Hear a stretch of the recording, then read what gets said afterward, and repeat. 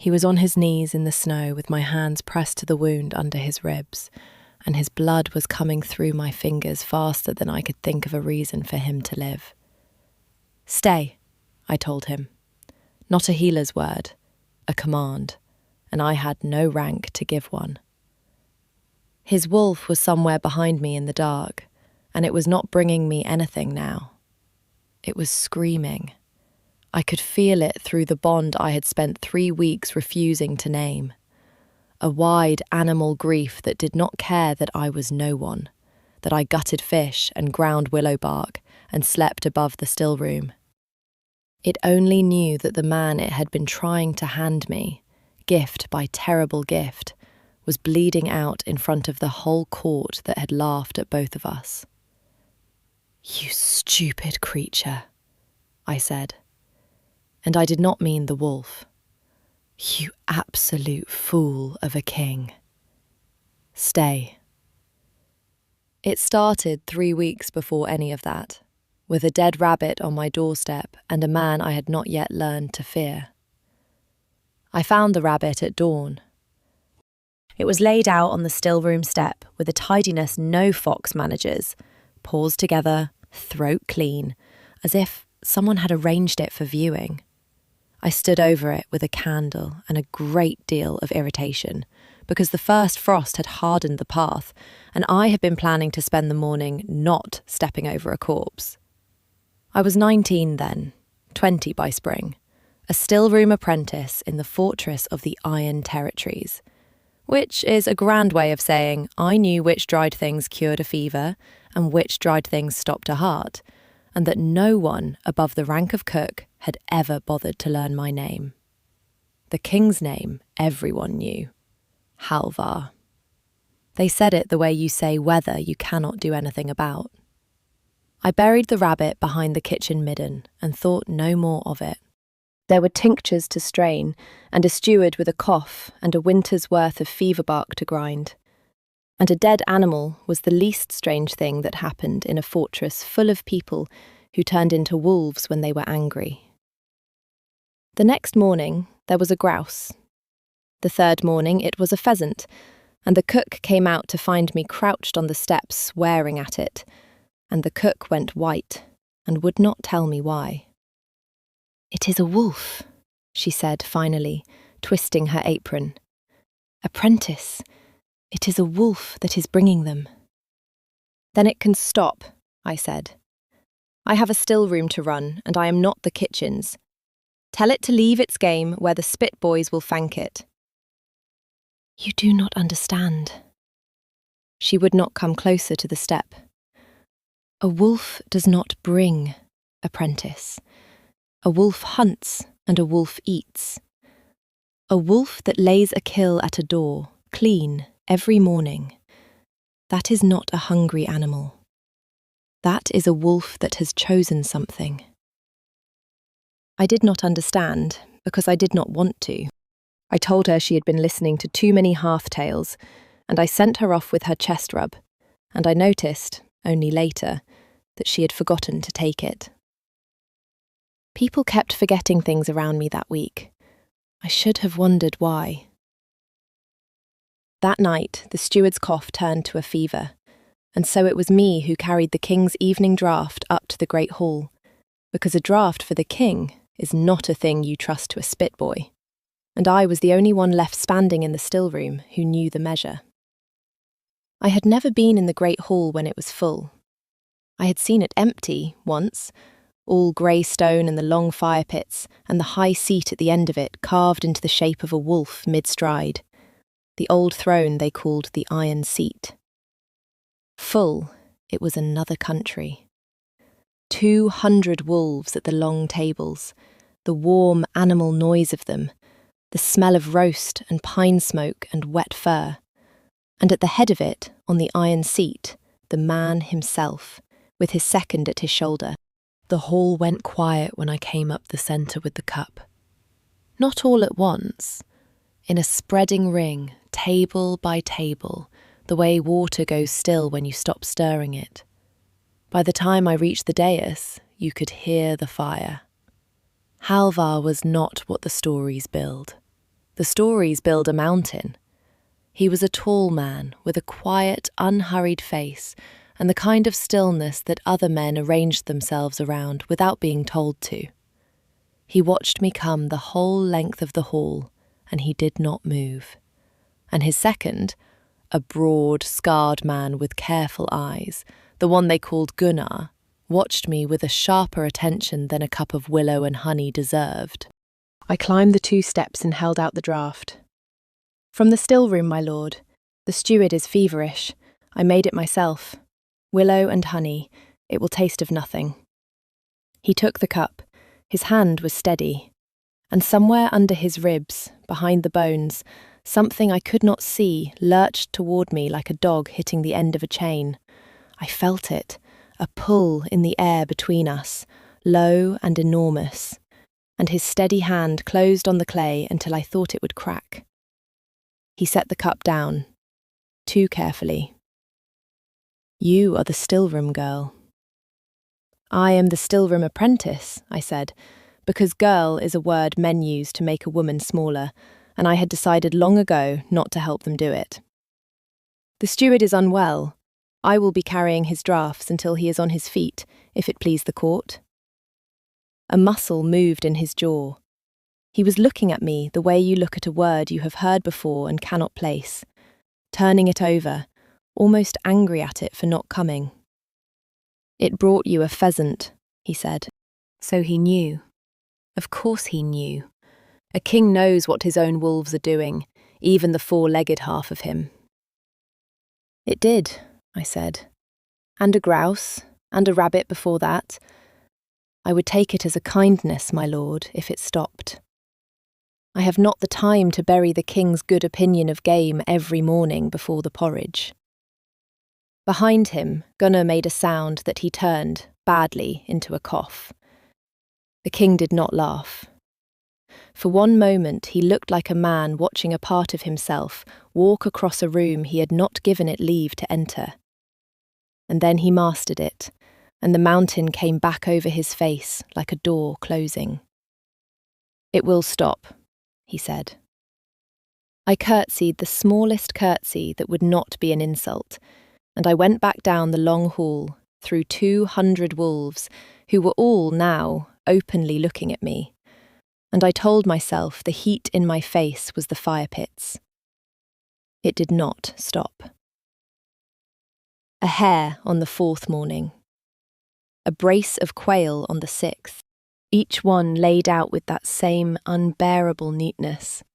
Throat opened clean, nothing eaten. And each morning the fortress a little more aware of it, because servants talk, and a fortress is a village stacked on top of itself, with all the doors open.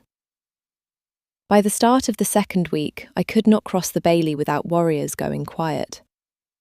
A laundress curtsied to me, and then looked horrified at her own knees. And the court began to watch. I learned what that meant on a grey afternoon in the great hall, when I had been sent up with a poultice for a warrior who had cracked his hand on the training ground. I was kneeling by the long table binding his fingers when the wolf came in. I had not seen the king shifted before. He came down the hall on 4 feet, vast and grey, the size of a yearling pony, and the whole hall did what halls do when their king walks in on 4 legs, went still, dropped their eyes, made themselves small. The king liked to take the air of the hall as a wolf in the afternoons, I would learn. It was an ordinary thing, and every wolf there had seen it 100 times. What they had not seen was what he did next. He came straight down the centre of the hall, past the high tables, past the warriors who were his sworn men, past Lady Sigrun herself, a beautiful coldness in furs the colour of fresh snow, seated near the dais where she was always seated, as though the seat beside the Iron Throne were already half hers.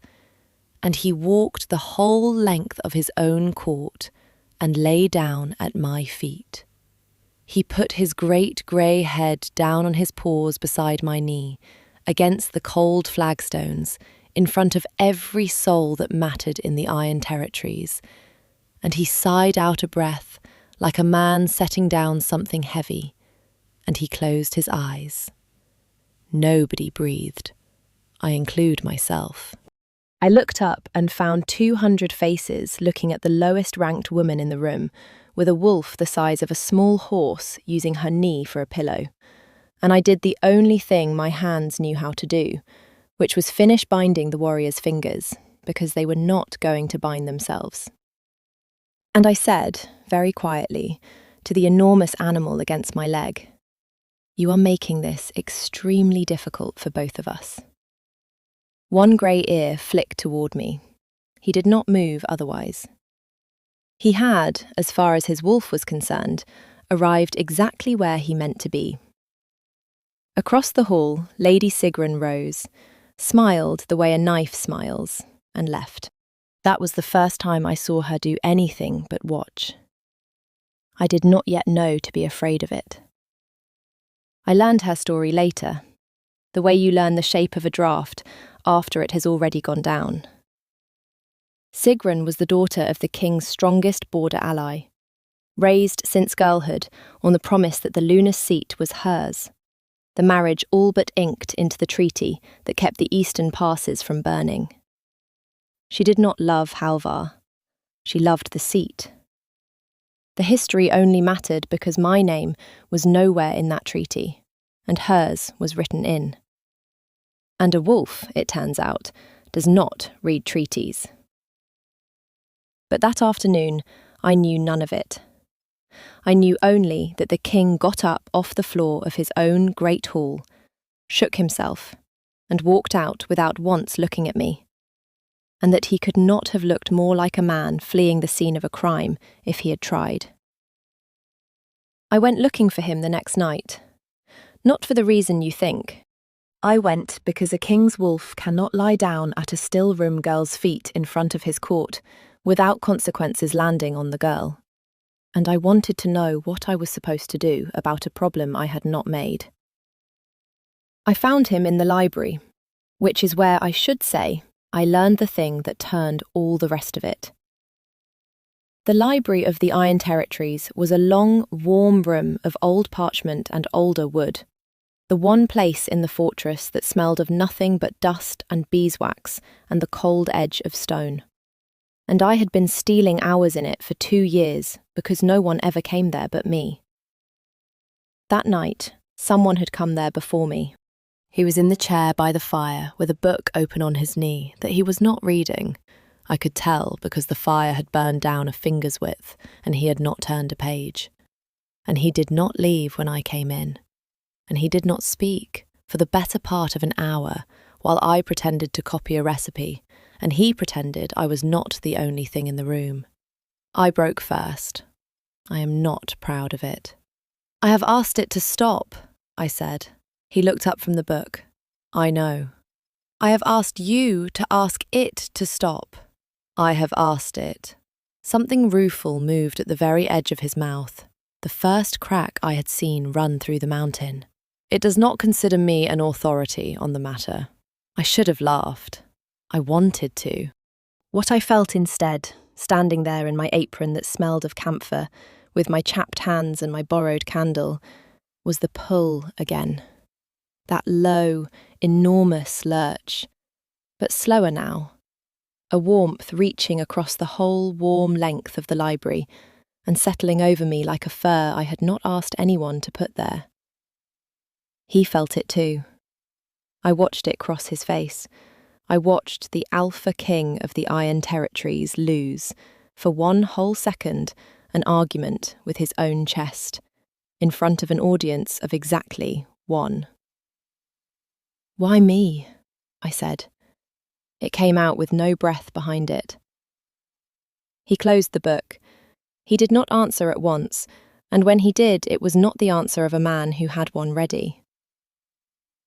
"I do not know," he said. "It will not tell me. It only knows. I have been a king for 9 years, and in 9 years I have never once not understood why I wanted a thing. A battle, a border, an hour's quiet. And now there is this. There is a wolf in me that has decided, and a man on top of it who was not consulted, and you, in the middle, asking me to call it off as though I had any say. His hand had found the edge of the table. I was learning that his hands went looking for edges when the rest of him was holding still. Mostly I am tired, and you are the only person in this fortress who speaks to me as though I am a man and not a season of weather. Do you know how loud a room gets when everyone in it is being careful of you? I know how quiet a room gets, I said, when no one in it has ever bothered to learn your name. He looked at me for a long moment. Wren, he said. Your name is Wren. I had not told him. He had gone and found it out. I do not know why that undid me more than the wolf on the floor of the hall had, but it did. And I had to look back down at my recipe and copy 3 words that were already on the page to keep my face from doing anything. Tell your wolf, I said, when I could, that I cannot keep burying its affection in the kitchen midden. The cook is starting to ask questions. I will tell it. He stood. He came no closer. 3 paces, always 3 paces, a careful distance he held like a man holding a door he wanted badly to walk through and would not. It will not listen, but I will tell it. If you want to know whether a stillroom girl can survive being chosen by a king who never asked to choose her, and what his wolf was really doing on my doorstep every morning because I had it as wrong as everyone else did, stay with me. Follow her. Do not lose the thread. Because the morning after that conversation, the dead thing on my step stopped being funny, and nothing afterward was the same. It was not game. It was a hawk. A hunting hawk. Jest. The small bells of a trained bird still on its legs, and a crushed leather hood lying beside it. Someone's hawk. An expensive someone's, and its neck was broken clean, and there was a thing tied to its leg that I almost missed in the half-light. A twist of waxed cloth. I unwrapped it on the cold step with the cook breathing over my shoulder, and inside was a packet of fine grey powder that I knew on sight, because I had ground it myself under lock for the rat sellers and counted out every grain into the jar. Monkshood. Enough of it to stop a heart the size of a horse's. That bird came in low over the stillroom roof, the cook whispered. Her voice had gone to nothing. Toward your window, apprentice. I saw it from the well. The wolf took it out of the air. It came down on it like a falling tree. I sat down on the cold step with the dead hawk in my lap, and the whole of the last 3 weeks turned over in my head like a key finding its lock. Not gifts, not courtship, not the embarrassing animal romance the entire court had been laughing at behind its hands. The rabbit on the first morning. I had buried it without looking. The grouse, the quail, the hare. Game does not lay itself out with its throat opened clean and nothing eaten. A fed wolf does not hunt all night and bring back what it does not touch. The wolf had not been bringing me things it loved. It had been bringing me things it had killed before they reached me. Somebody had been sending death up my stair for 3 weeks. In snares, in baited birds, in a trained hawk loosed at my own window. And a creature that had known me before its own king's mind did, had been meeting each one in the dark, killing it, and laying the proof on my step. Where I, fool that I was, had been burying the evidence and complaining about the mess. I did not feel chosen. I felt hunted. And then something harder closed over the fear, the way frost closes over still water, and I have not since been the soft thing I was the morning before. I did not go to the steward. I wrapped the powder and I went up the stair to the king's solar past 2 guards who, 3 weeks earlier, would have thrown me back down it, and who now stepped aside without a word. And I put the waxed packet on the table in front of Halvar and Gunnar, and I said, "Your wolf has not been courting me. It has been keeping me alive. Someone in this fortress has been trying to poison me since the first morning, and your wolf has been killing what they send. I would very much like to know which of your noble friends I have offended badly enough that they would loose a trained hawk at a stillroom window." The room went quiet in a different way than the great hall went quiet.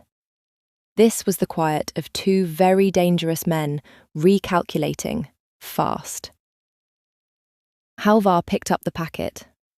He did not open it. He knew the weight of it in his hand. When he looked up, the steady face was gone, and what was under it made the bond flare white-hot and furious in the air between us. Not at me. For me. 3 weeks, he said, very low. It brought you 11 dead things in 3 weeks, and you stood in my hall and asked me to make it stop. You agreed it should stop. I agreed. He stopped. His hand went to the table edge, and the heavy wood gave a small sound of complaint under it. I thought it was disgracing me. I thought it was... I did not think, Wren. It was telling me. Every single morning it laid the warning on your step and looked up at the window, and I was too busy being humiliated to read it. The best part of me has been guarding your door for 3 weeks, and I have been ashamed of it the whole time. Gunnar, who had a name and used it like a blade, said quietly, "The hawk is Lady Sigrun's, my lord. The bells are her father's muse. I have seen them on her wrist at the autumn hunts." "I know whose it is," Halvar said. So did I by then. The cold woman in snow-coloured furs who had watched me like a stain spreading towards something she owned, and who had risen and left the hall the moment the king's wolf chose where to lay its head. What came next, the court would later call the king's mistake, and they were wrong. But I let them keep thinking it, because the truth cost him too much to spend on gossip. He did not arrest her. He could not. Her father held the eastern passes, and a king who jails an ally's daughter on the word of a stillroom girl and a dead bird starts a war he may not win and cannot feed through a hard winter. The treaty had teeth. He knew it. She knew that he knew it. And so for 4 days, the most powerful wolf alive walked his own halls, knowing exactly who had tried to murder the woman his wolf had chosen, and unable to lay a hand on her, while she smiled at him over the high table and waited for the cold to do what her hawk had not. He set a guard on my stair. I sent the guard away. We had the argument about it in the garden. The garden had been his mother's, a walled square of dead winter beds that no one walked in but him, and now me. He was standing among the bare rosemary in his good cloak, doing nothing at all, when I came to have it out with him, 3 paces between us, as there always were. "You cannot send my guards away," he said. I sent 1 guard away. He yawned twice while a poisoner's daughter sat 30 feet from him. I had brought the basket as a pretext, and I set it down so my hands would stop wanting to throw something. "Halvar, I have ground every poison in this fortress. I taste nothing I did not make. I touch nothing I did not lock. And I sleep above a room full of things that would kill a man who came through my door uninvited. I am harder to poison than you are. Your guard can be bought. My stores cannot be guessed. Send me a poisoner, and I will know it by the smell of his hands." "And the next hawk?" "Your wolf took the last one out of the sky, like a falling tree." The cook's words. I let myself look at him then, fully, which I'd been avoiding because of what it did to my voice. Between your wolf and my stillroom, I think we have managed 3 weeks rather better than your guards managed one afternoon. You could simply tell me, whatever it is you keep not saying when you stand exactly that far away. I am not made of snow. I will not crack if you come 1 pace closer. He came 1 pace closer. The bond went quiet and enormous, the way the world goes quiet in the breath before snow. If I claim you, he said, I make you the most hunted woman in the territories, and I cannot promise to be in the room every time someone comes for you. If I do not claim you, I leave you on that step with a wolf and a packet of monkshood and my own cowardice for company. I have been a king for 9 years, and I do not have a third choice, and I have never in my life wanted a thing I was so certain I was going to fail to keep safe. My wolf does not understand fear. I understand nothing else where you are concerned. That, I said when I could, is the most honest thing anyone in this fortress has ever said to me. My voice came out steadier than I was. So claim me or do not. But decide it because you have chosen it, with the part of you that does the choosing. Not because your wolf left a rabbit on my step, and now the whole court is watching to see what you will do. I would rather be no one in the stillroom for the rest of my life than be a thing you kept because you were too proud to be seen putting it down. He did not answer that. He took my hand, the first time he had ever touched me, a hand offered and, for once, taken, and he held it 1 heartbeat longer than courtesy required. And then he let it go, and walked out of his mother's dead garden. And I told myself I did not mind, and the lie did not even last the walk back to the stillroom. Sigrun moved on the 4th night, in front of everyone, which is how I knew she had given up on quiet. It was the autumn court, the whole hall full, the high tables laid, the eastern guests in their pale furs, and I had been summoned to it.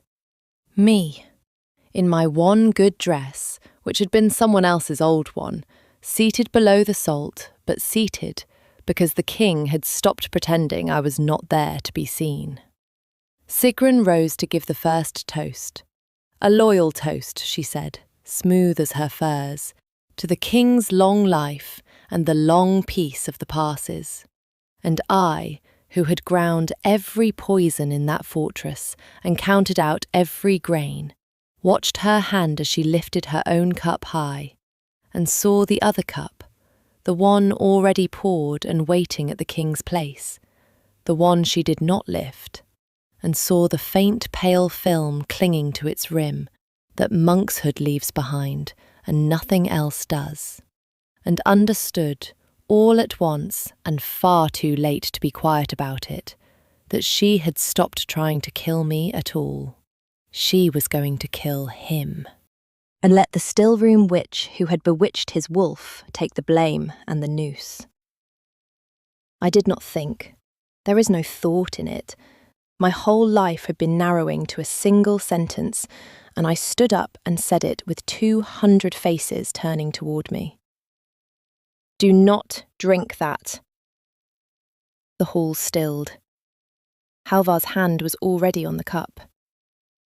The stillroom girl forgets herself, Sigrun said. Not a flicker. She was good. My lord, the help is overwrought. The stillroom girl ground the poison that is on the rim of that cup, I said, and my voice did not shake, and I have wondered ever since where that woman came from, and have decided that she was always there, under the camphor and the chapped hands and the years of being no one, waiting for a reason. Monkshood, the same that was tied to your hawk 3 weeks ago, my lady. The bird the king's wolf took out of the air before it reached my window. You have been very busy, and very bad at it, and you have made one mistake tonight that you did not make before." I looked at the king. "You let me watch your hands." What happened then happened fast and badly, and the court still argues over the order of it. Sigrun was not only a poisoner. Her father's daughter could fight, and when the poison was named and the hall began to move, there was a knife in her hand, and it was coming for me. The loose end, the witness, the still-room witch.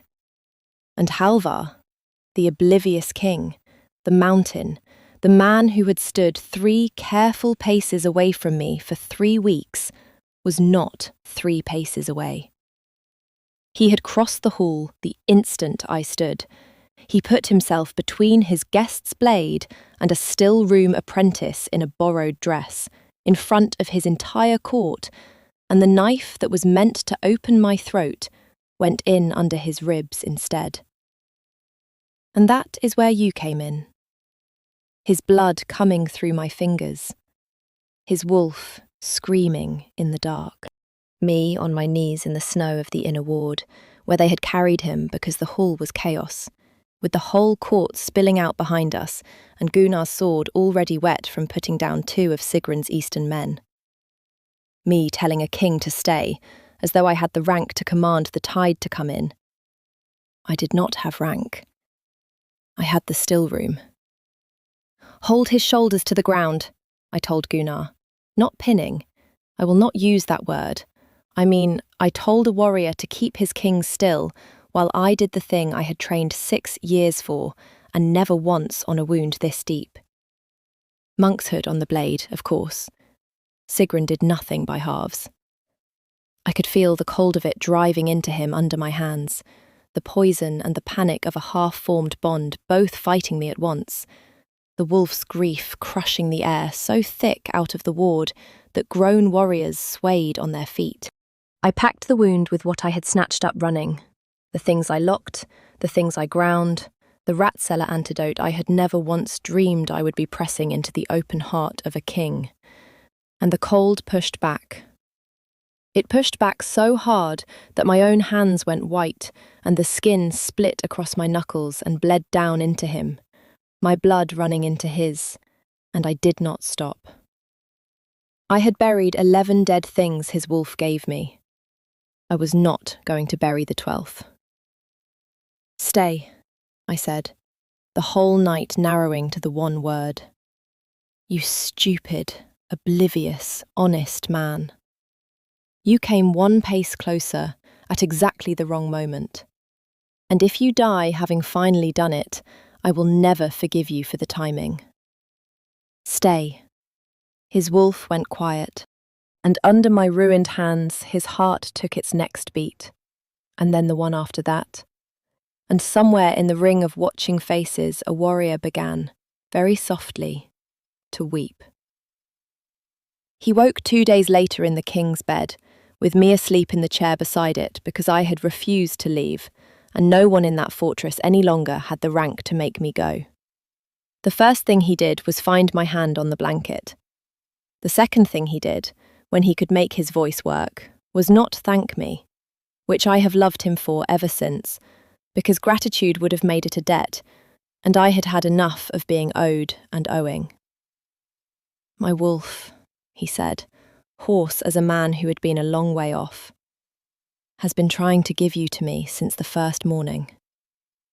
"Your wolf," I said, "has appalling manners and impeccable judgment." The thing his face had been trying not to do for 3 weeks, it finally did. "Marry me," he said, plainly. The way he said everything that was true, costing him everything, the mountain at last setting itself down. Not because it chose. I have spent 3 weeks ashamed of the only part of me that was paying attention, and I am done with that. I am choosing you with the part of me that does the choosing. I am saying it in a quiet room with no court to perform it for, so that you will know it is mine and not the bond's. Marry me, Wren, and I will spend the rest of it learning to read the things you do not say, the way my wolf reads the things you cannot. I made him wait until I had stopped crying, which I will deny if you ever ask me. Then I said yes. The kiss that came after I will not describe to you, except to say that it tasted of nothing at all, the way the very best things I make taste of nothing, and that it was the moment I stopped being a woman the world walked past, and that something I had held shut for 20 years came open all at once and has not closed since. They exiled Sigrun, stripped her of name and furs, and sent her back over the eastern passes, to a father who, faced with the choice between his daughter's treachery and his treaty, chose the treaty, which tells you everything you need to know about why she had become what she was. And on the warm days, I find I can almost pity her. The passes held. They always could have. The court that had laughed learned my name all at once, every soul of it, and has used it carefully ever since. A year on, there is a chair at the high table that is no longer empty, and it is mine.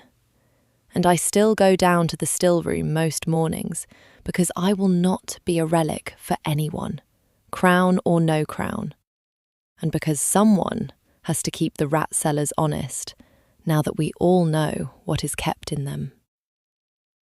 The garden that was his mother's is not dead any longer.